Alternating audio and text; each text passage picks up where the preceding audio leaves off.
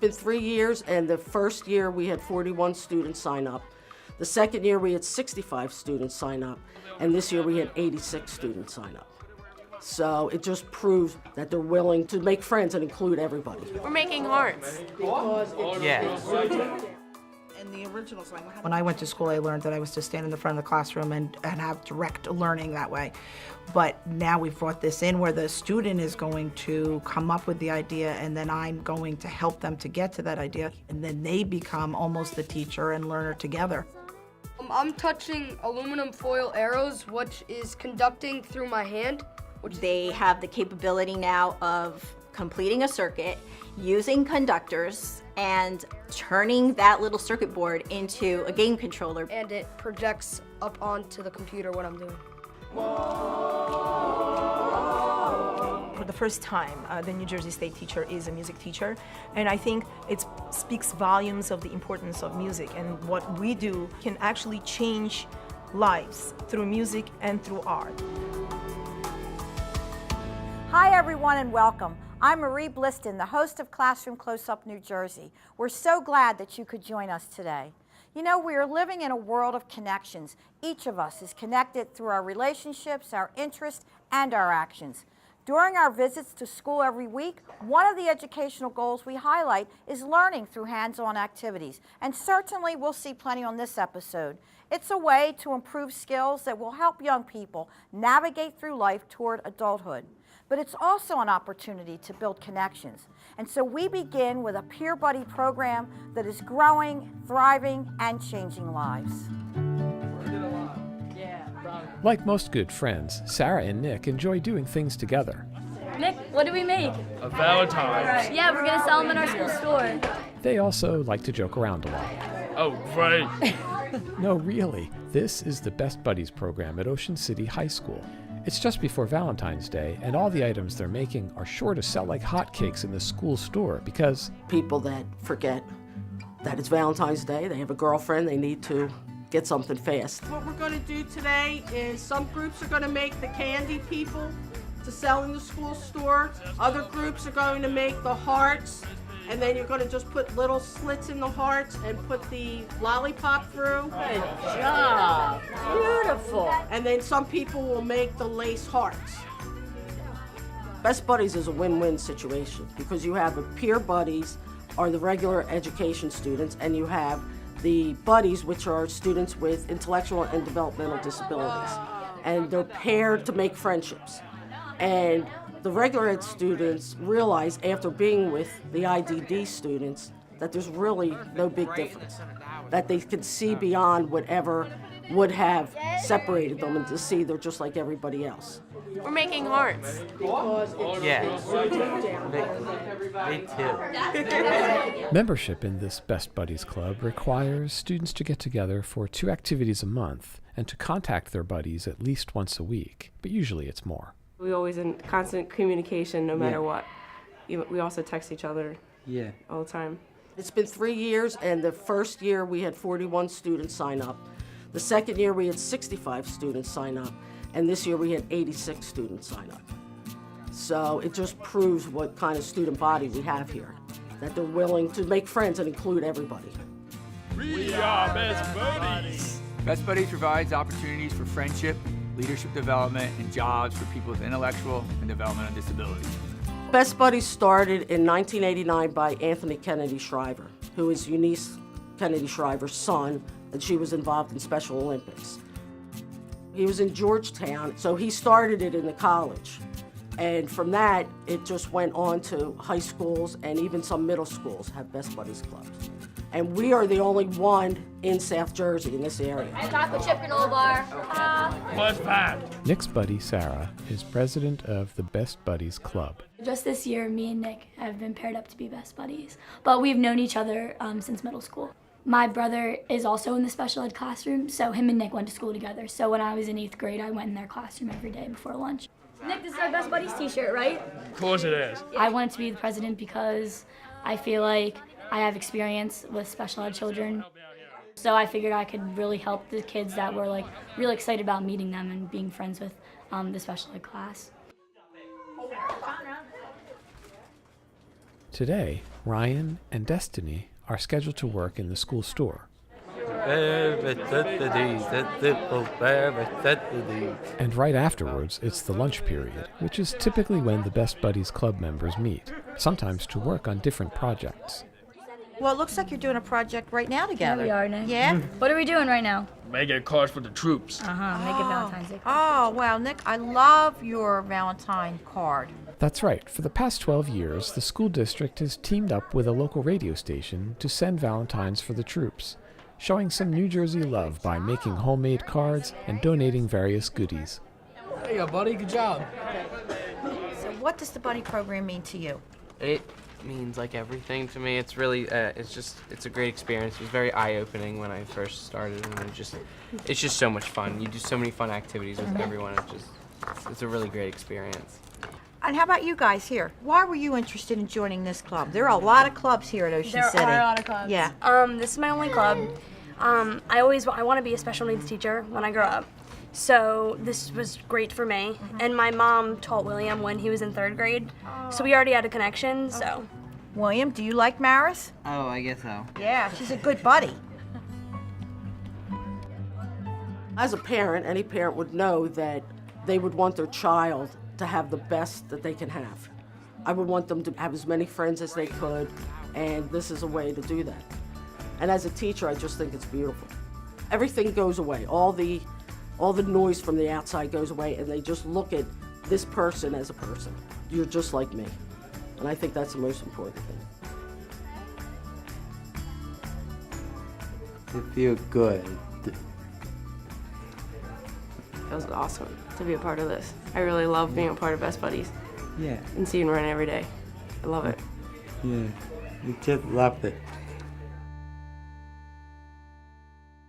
As Lisa mentioned, there are a number of Best Buddy chapters in the state, but Ocean City is the only chapter in South Jersey. The goal is to create a permanent New Jersey office. So on our website, we'll put a link for more information about how you can help make that happen if you're interested, when you have some time. In fact, wouldn't it be great if we all had some time set aside to pursue our interest? We could name it Innovation Time.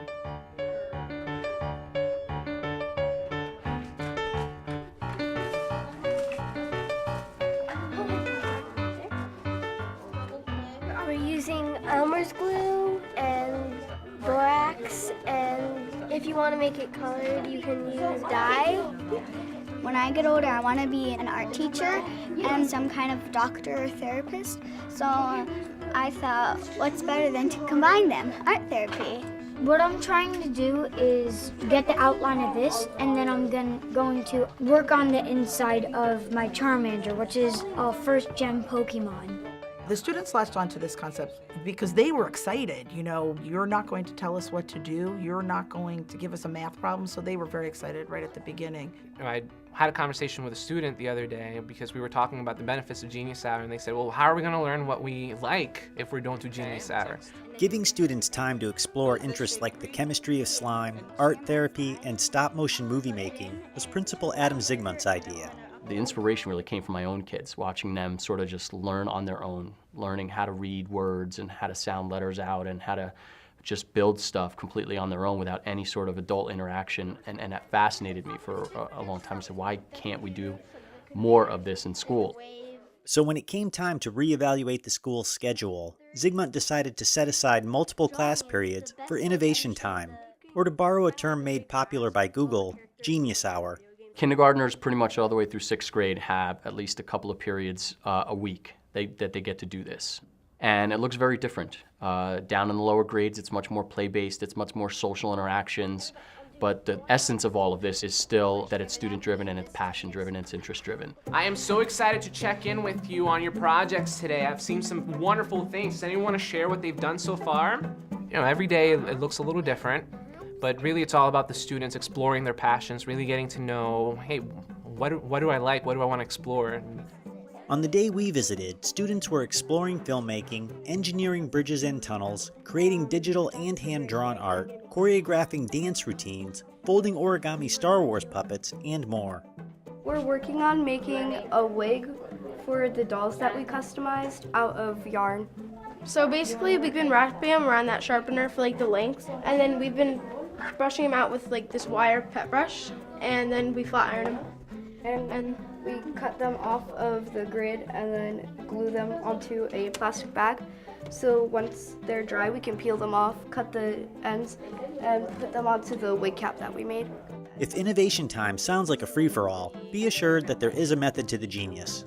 From day one, we talked about how they do need to research something, they do need to create something, and then they do need to present it. We start with a brainstorming sheet, and the students really think about what topics interest them, questions that they have about the world, and then from there they come up with a project proposal, which typically involves the research, looking at different sources, looking at videos and tutorials on how to do things, and they start putting their projects together. All right, so what are you going to do now to make an explosion? How is it going to get looking like an explosion? I'm going to make it bigger, and then here. As they go along, each day they do reflect on what they did during Genius Hour, what their plan is for next time, and just any kind of reflection. How did it go? Do they want to change their plan? Do they want to present? So there's always this ongoing process of changing and proposing and making new projects. How do you think the ramp's going to affect it going over?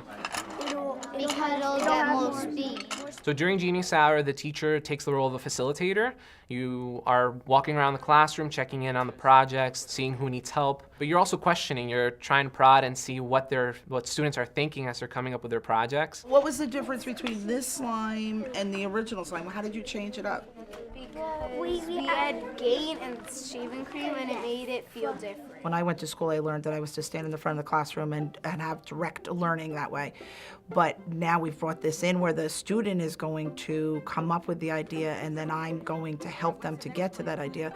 That was hard, to give up my role as teacher, and then they become almost the teacher and learner together. The students are scheduling their time every day and thinking, hey, how is the work that I'm going to do today going to benefit me with the next task or the next part of my project? I'm not telling them what jobs they need to do. I'm not telling them what materials they need to use. They're going out and finding them. They are even, you'll see people take leadership roles and tell each other, oh, why don't you try this? Why don't you try this? And then you start seeing that in the other classes. So I think that just those life skills that they're learning then also shows up in the classroom and hopefully even outside of school as well. Zygmunt is confident that Innovation Time will have lasting benefits. My Innovation Time project is Spread the Love. It's a project that collects stuffed animals and gives them to hospitalized kids. Well, the long-term payoff is ultimately, I think our kids are going to go on to middle school, high schools with the mindset that their education, their learning is really in their own hands, and they have the power to have an impact on that. When we come back, more hands-on activities focused on STEM. Don't go away.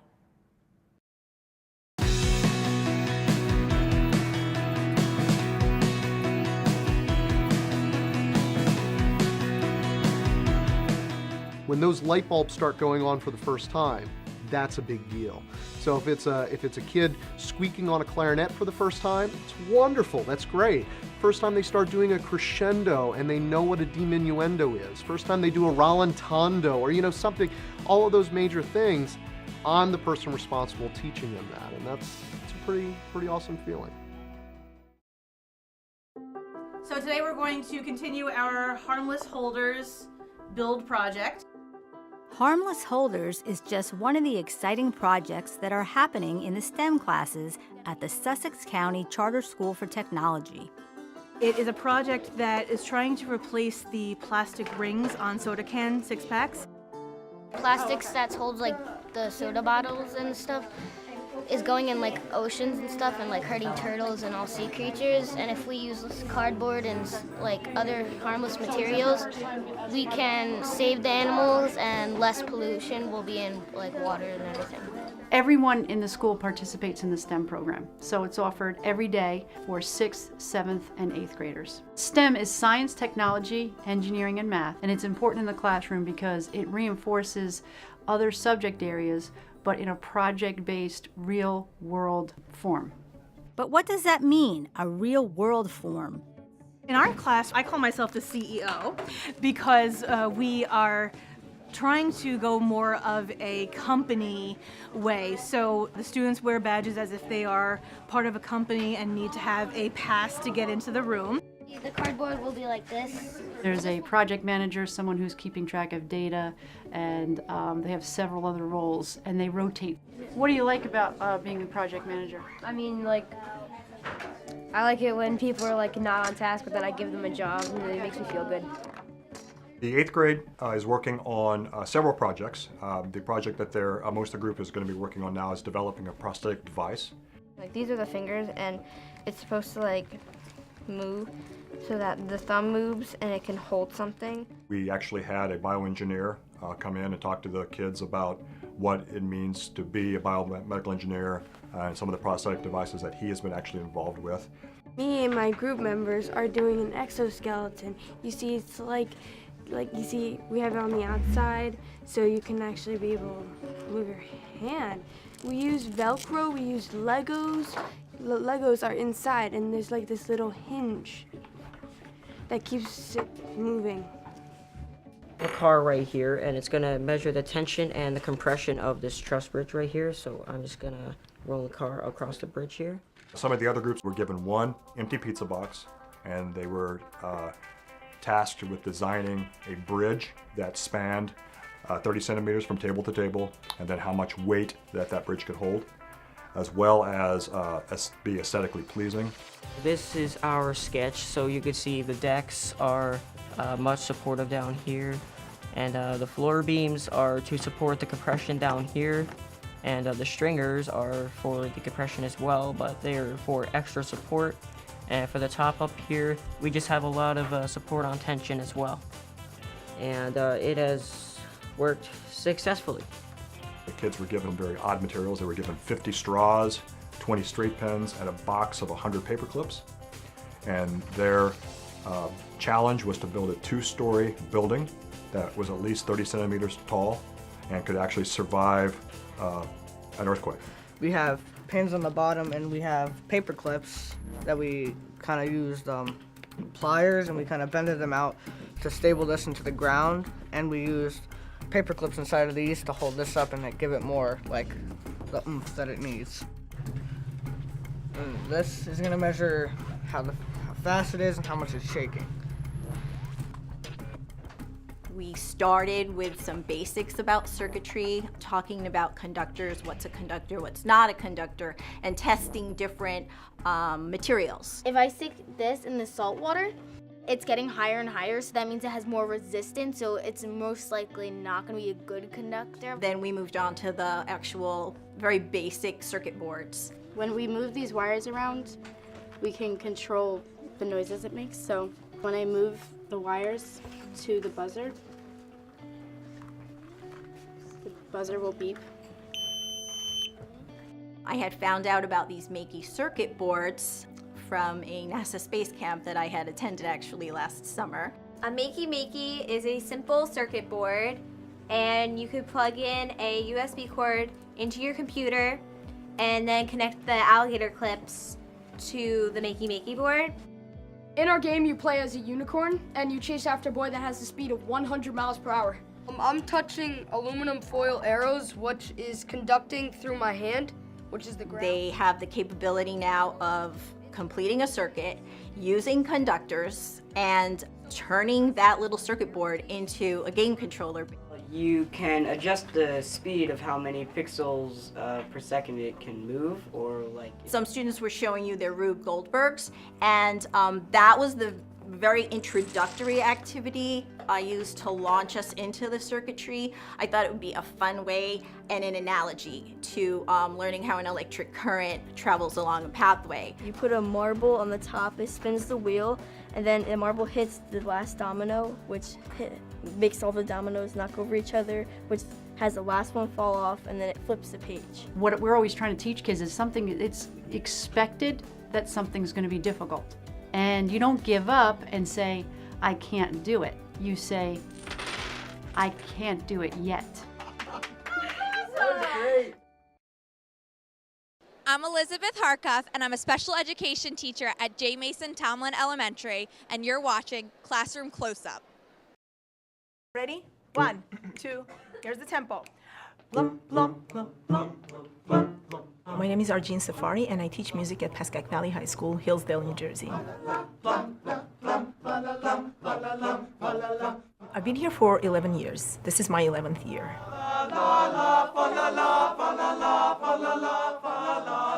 I truly believe that music and arts have this transformative power that we can actually change lives.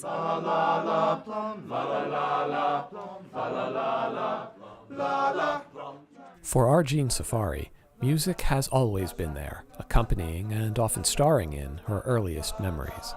I was born in Armenia, in Yerevan. We always had music in our house. My dad played and sang, although he's not a professional musician, but he's extremely talented. My sister and I, we played instruments from the early age, so that, encouraged us to be musicians.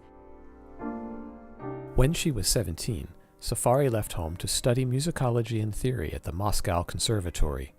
A few years later, with her husband and their new baby, she was granted refugee status and immigrated to the United States. For several years, she taught at the Brooklyn Youth Chorus Academy. I had a student who lost her dad in 9/11, and I had very deep conversations with her. And you reevaluate things in life, and you'll start looking at things differently. Those conversations with her student, and then helping her to prepare for a successful audition at a top-performing school in New York, turned out to be a pivotal point in Safari's decision to become a full-time teacher. After pursuing the alternate route to teaching, Safari joined the Pascack Valley School District in 2005. So at first it was very hard for me to understand that, is this where I'm supposed to be? Is this my calling? But then I tried to hold on to those positive things that I had and those little moments in classroom, little ahas here and there. And that's how I think I was able to say, you know what, there is a reason you're here. Soon after that realization, Safari got right into the swing, elevating the arts at her school and building the choral program from scratch. A decade or so later, she's the 2016-17 State Teacher of the Year, a recognition that does not surprise colleagues, parents, or students. I wasn't as vocally strong before I got to high school, and she's been an immense help, getting me places I didn't even think were possible. Safari inspired me enough to make me want to go into music education and become a music teacher and be as much of a mentor for the next generation of students as she has been for me.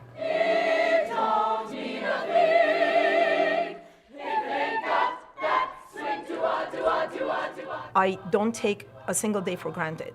Everything that I have accomplished or have not accomplished, I really cherish all those experiences. I really hold on to the failures and to the successes, because I think the failures taught me a lot. Safari thinks that failure is a critical aspect to learning. She's seen us, me and my friends, do it over the years, and every time we fail, she gets us right back up, and she goes, okay, now you know what not to do, and if you want it, you'll get back up and you'll keep going. I am a very proud parent of 2 PV high school students who were fortunate enough to have Mrs. Safari as their choir teacher. My son Nicholas does have a slight learning disability, very much the type of kid who would be kind of in the background a lot. Hey. I'm so glad to see you. Great How's to see everything? you. You're coming tonight, right? Definitely. Yes. Safari's helped bring out my confidence, and I would use that confidence, and I hope to use it in the future. And she has helped open up so many new doors for me. She gets the best out of them. I don't know how she does it, but she gets the best out of them, and that is a true teacher. I look up to her a lot, especially from what she's experienced and how hard she's worked in her life to get where she is. She's always there for us. She cares about us. She genuinely cares about what she's teaching us, and it's just amazing to have a teacher like that here. When I came into choir, I was really shy. I was a bit introverted.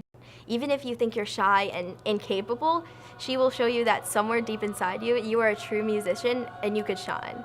On the day we visited, Safari and her students were preparing for the evening's winter concert. Being a teacher is so hard. It's one of the most difficult jobs, and I have endless respect for all teachers, but Safari especially. I've never seen a teacher work as hard as she does, and I wish I knew what her secret was. For the first time, the New Jersey State teacher is a music teacher, and I think it's speaks volumes of the importance of music, and what we do actually does matter. And I think it's just an amazing opportunity for me to speak up and to say what it means to be an art teacher, a music teacher, and how we can inspire our students and how we can change and transform their lives. It don't mean a thing if they got that swing.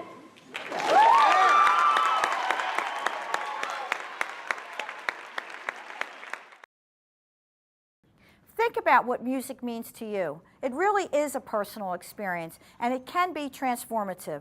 Exposing students to the arts is one crucial aspect in educating the whole child. If we consider which qualities we want to encourage in our children, the list might include creativity, imagination, curiosity, and resourcefulness. Qualities nurtured through the arts programs, through hands-on science and technology projects, through interest-based programs, and through opportunities to build lifelong friendships. Just like we see on our show every week, and we'll see again next week when we bring you more inspiring stories from our great public schools. While you're waiting, we invite you to explore our website, classroomcloseup.org, where you can watch every story we've aired over the past 23 years. Well, that's all for now. For Classroom Close-Up New Jersey, I'm Marie Bliston. See you soon. Good job. Beautiful. I am so excited to check in with you on your projects today.